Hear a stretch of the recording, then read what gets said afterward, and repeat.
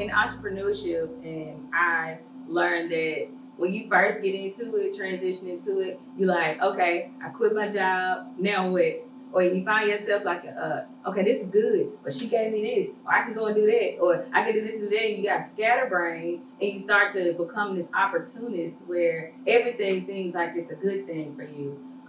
You said something to me about being graced for the place, and that blessed my life. I thought about it. I was like, uh, if God graced Mary to be at McDonald's making burgers, and every burger she made, her customers came back and gave her something, gave her something, right? And some one of her customers just say, "Hey, Mary, you need to open your own restaurant," you know. And Mary go and open her own restaurant, right? God didn't tell her that, her customer did. So when she gets to the next restaurant, her customers didn't follow her. She don't get the joy. No, she can't pay her bills because she now trying to buy equipment, but nobody's coming in. It's just the order is off because she's not graced for that place. She was graced for McDonald's. People was telling her she was better than that, better than this, better than that, but God had her there for whatever her reason was. Can you talk a little bit more about grace and how you came about greater grace? Yeah, we don't. I think this is culturally too. Now, of course, I may speak from some things from a black perspective because I'm black. Of course. Right. So my strength is in my perspective. I don't know a whole lot about other cultures and races, but I do know we oftentimes don't do a lot of prayer or analyzing before we jump on a matter. We just do it and say, especially spiritual people, we so saved, like we just like, oh, it's a building on the west side, so we're gonna get this for rent, right? Right. So we're gonna get that. We ain't pray, we ain't say, God, am I grace for this place? Right. We just said it's available. So we go out to whatever's available and we call it God. True. And then when God don't bless it, we be mad at God. Saying, well, how come we couldn't grow here? Right. You wasn't grace for that place. I think, because the Bible says He gives us all a measure of grace, right? So I knew that God, when God sent me to Centerpoint, and upon sending me here, He kept proving you grace for this area. Now I've been in many areas, but when I got to this area, like ministry just took off, I had a grace for this area. I know what God got me. I know what God called me. Another pastor may say, I'm going to Centerpoint too. He may not do anything, but he got am I grace for this particular spot in this area? So I think when I say grace for the place, and then wherever God grace you for, He gonna keep you in. If God grace you for, like the way where we are now, we'll talk about it later. It's a huge spot, but because God graced us for it, He provides. He takes care of it, and it's not like God won't bless you even if you're out of place. But man, the blessings of the Lord make it rich and add no sorrow to it. So I asked God, just put me in a place where I'm graceful. I need a great example. You said a lady said, y'all open up your own business. And then she go open up a business, and what she was doing well there, they pushed her out of her place. And everything that sounds good and noble may not be a grace place for you. Am I in a grace place or not? And it's okay if you're not in a grace place to back out. Okay? One thing we don't do as a people, we're afraid to back out. Like we start something, we're gonna Right. if it's dead, we're gonna stay with it to the end. We don't care if it ain't working. I don't want nobody to know that I don't quit nothing. Yes, I do quit something. Because if I look at it and it ain't working, bye, I'm gone. I'm going to the next thing because it ain't working. We got to learn how to say, I have a grace for that. I had a restaurant before. Okay, I had 2 restaurants. And it worked, but it wore me out. And I didn't have a grace for it. Now, some people get restaurants, stay 30 years. I ain't have no grace for no restaurant because I just like eating. So I've been graced to go to restaurants. I get it. Grace Nation? Yes. Yes, and building a home and a space for these people to come and feel welcome and at home. And I like that. I think that's good because people need a place to go. And a lot of times these churches, they ask for the young people to come in, but number one, they don't have anything for them to do. These young people are set up to work technology and, the cameras and the computers and things like that, microphones. And if you're not evolving, they're like, okay, I don't get it. They don't do. Yeah, they don't know. They don't feel home. They don't feel like they have a place in the ministry. And the fact that you're building that space and that place, I like that. And I feel like that makes people feel welcome. And they see now, okay, I can come in and get to work. I can come in and do something. Yes, and I love it. And I'm looking for those people who still come to help scan out that talent for my youth. You know, it's got to be forward thinkers. I'm trying to build forward thinkers here, which means you don't have to always come to me and say, can I, or you want to come to me and say, I mean, yes, it's okay to come to me and say, is this appropriate? But I don't want to be your thought initiator. I need you to initiate thought on your own. Pastor, you know, I'm thinking about this, it works. Like a young lady at our church sent me a whole proposal for our church because it's so big, right? She sent me a whole proposal yesterday. And they're talking about how we can rent space in our church and how about how it benefit the church and benefit the community, how you can use all this space. It's a whole proposal. That's a forward thinker. That's not about saying to me, Pastor, I thought about this and I go do it. No, she said, let me do it and give it to you and then let's tweak it and make sure it works. This kind of things we need somebody, what I use even, a talent acquisition person who come in and say, hey, you know, what are you good at? You get on the mics on this Sunday. You get on the mic, you do this Sunday. You work the videos this Sunday. Somebody has to do that. And when it's not done, of course, the pastor get a bad rap, but the pastor he need people to come in and say, let me help you with this, you know, or let me help you produce this. Let me help you do this. So I think, and even what we're doing now, things like this, that young people can interview people, you know, learn how to be news anchors and things like that, you know, create I want to say, a passion for them to go out to that destiny. Some of them never knew they would like to interview until they do it at church. But you know, I went to school, you know, to learn these things because I want to be the best I can do. I'm going for journalism, perhaps. You know? And a lot of times people see it as journalism and, oh, that look good. But it's totally different when you get in.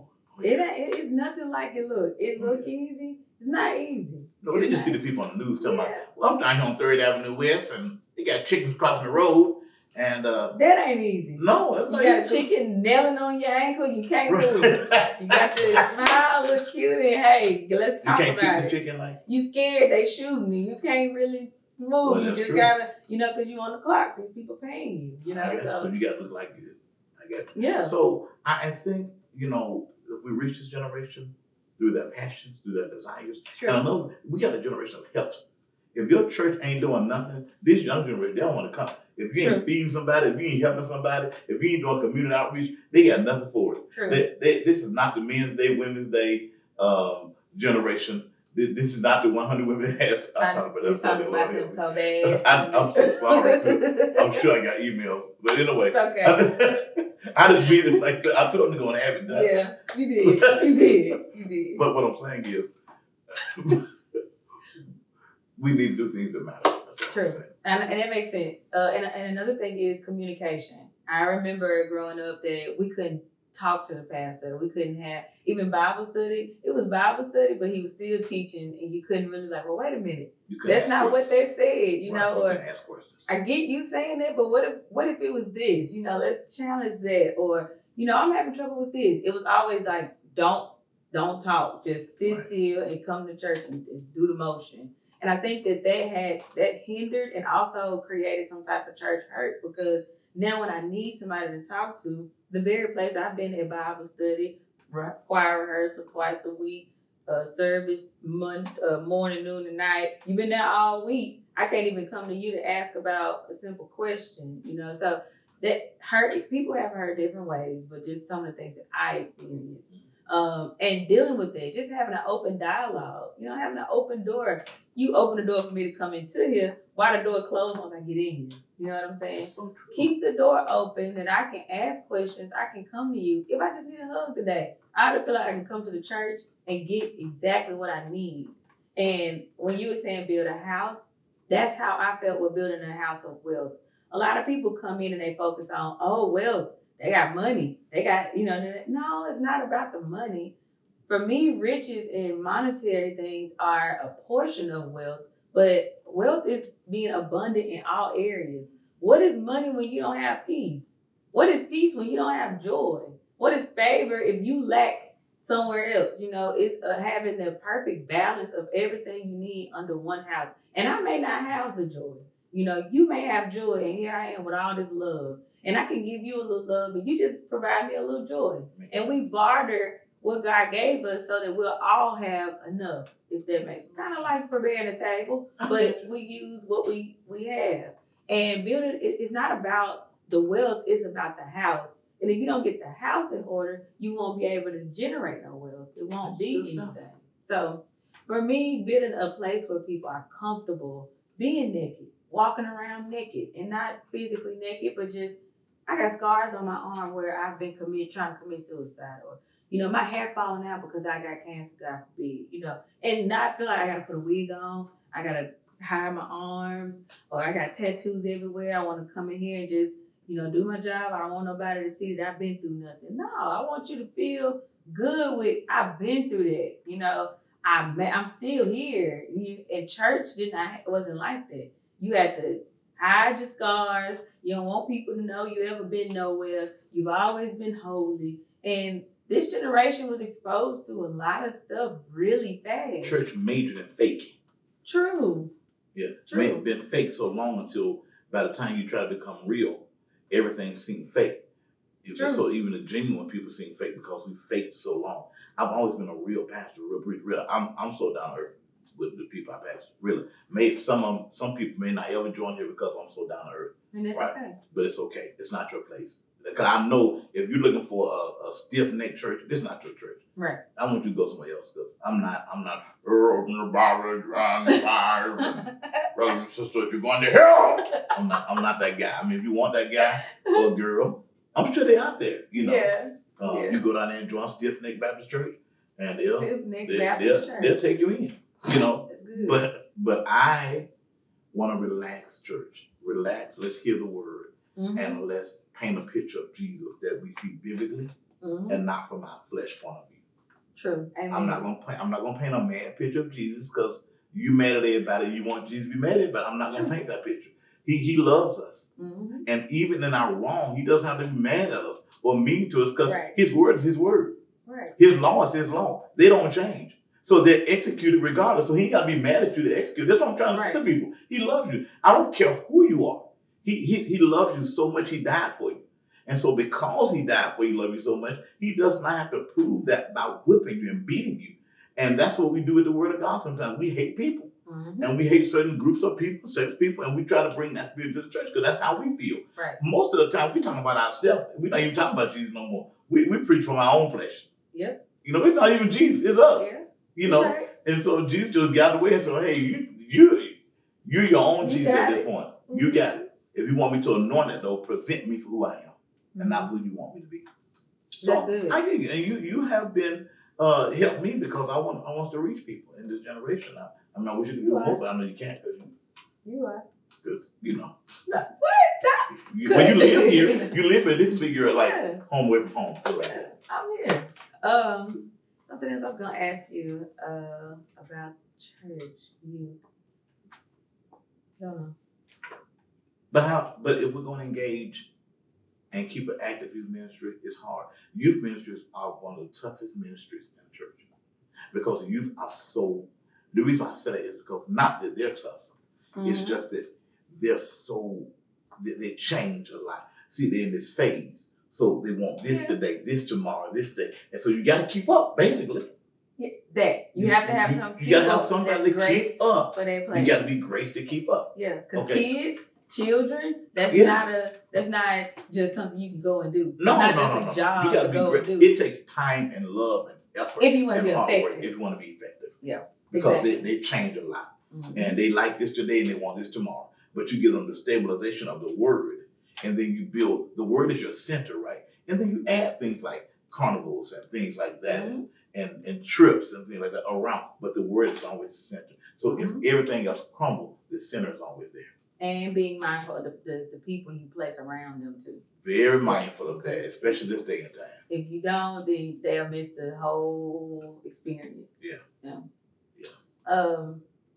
You were talking about getting children in, and I remember the church I went to, they had no problem getting them to come or whatever, but their focal point was just, oh, these kids bad, or these women they out in the street, and this and that, this and that. It was like just preaching at them, like you said, and how we can fix people when everybody got something. Don't try to fix everybody. Yeah, it's not no one's just perfect like that. That blessed my life. Yeah, so and Pastor Mike said you can't clean a fish until you catch it.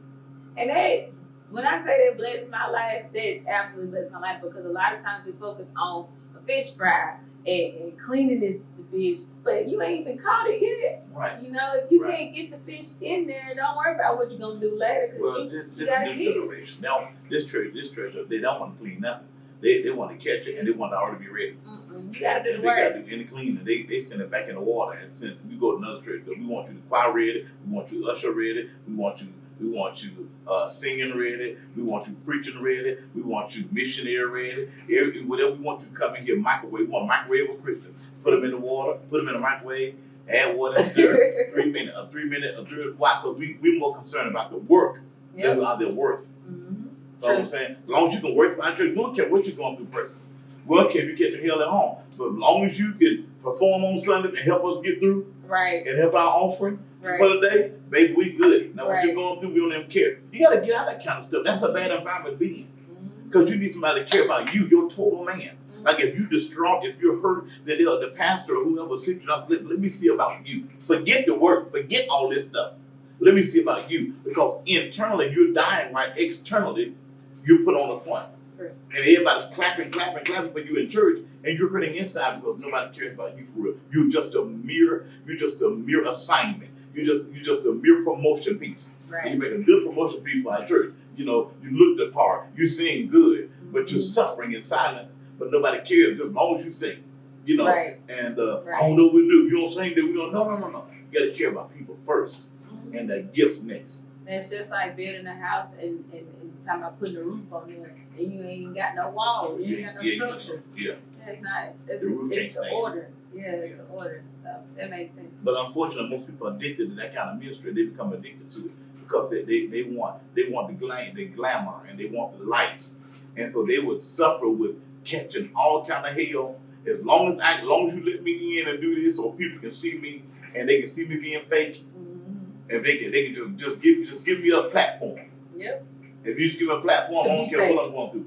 My platform, because they think the platform will hide their pain. Your platform is only going to elevate your pain. Because when you come down, the pain is still there. Yep. And then you realize I'm around all these people and nobody's willing to help. You deal with the pain first, the platform will come. Okay. So if there's a young person, or someone trying to find their way, how do they find you, and how do they get to Greater Grace?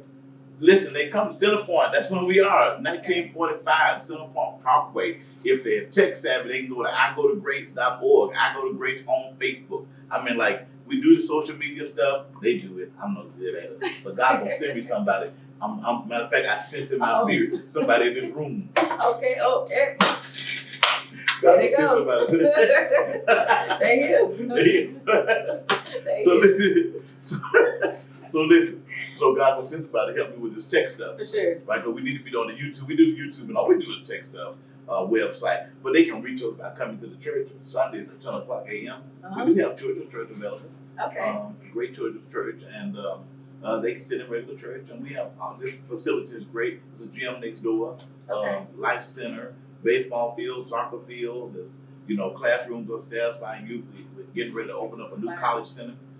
So that people can come from the community to Platteville College and they can fill out their FAFSA and all that kind of stuff, and we'll have somebody here to help them to make sure they choose the right college. Some people get nervous on the college campus and they'll feel better about coming here where they're not pressured, And so we want them to make the right decisions. And so several other things we're getting ready to do here to kind of cater to our young people. So we love it. And on the 22nd of July, we're having a fun day. We call it Fun on the Grounds of Grace, and Fun Day on the Grounds of Grace, where they're going to have all kind of moonwalk slides and that's gonna be fun. hot dogs and corn dogs and cotton You can't candy. eat all that damn fast. Well, I'm not going to eat all of it, but I'm going to taste some of it. Okay. Okay. I got to maintain my figure. Okay. Oh, really? I mean, you better than? No, that's it. Okay, I got it. Heard. Go figure. All right, so y'all, this has been a glorious time Glorious, with my you. friend. And I appreciate your time and your attention. And you guys know where to find them. Of course, you know where to find us, The House of Wealth _ on Instagram as well as YouTube.